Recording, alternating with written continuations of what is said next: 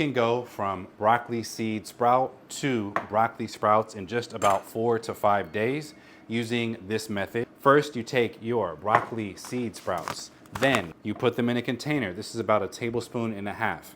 My container happens to be a wide mouth jar with a mesh lid. I got this from Amazon. There's also some sprouting kits that people sell online. I use this because it was the most cost effective. After you let this sit overnight in the refrigerator, or about 6 to 8 hours, you pour all this water out, you fill it back up, you swirl, and then you pour the water back out. And the goal is to let these sit on its side, similar to this, for about 8 hours or so. Because once you come back to it later on, you're gonna do the same thing. Fill the container up, swirl it, pour the water out, give it a little bit of a shake. And the reason that this goes on its side is so that way any excess water can continue to fall down.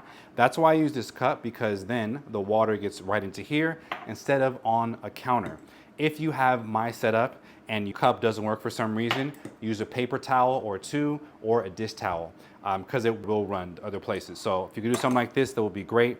Ideally, allowing your seeds to be as spread out long as possible on the jar. That's going to be really helpful during the growing process. And just know, every morning, every evening, you're going to rinse off your seeds until about day 4 or 5, when they are ready to be not in the jar anymore, or they can stay in the jar. But what you want to do before putting them in the jar, rinse them one more time, put them on a dish towel, and you want to give them a pat dry, so that way they're as dry as possible and don't have much more moisture as you are storing them in the refrigerator. I'm about to put these on a sandwich myself. Good luck growing your sprout. Oh, you're still here.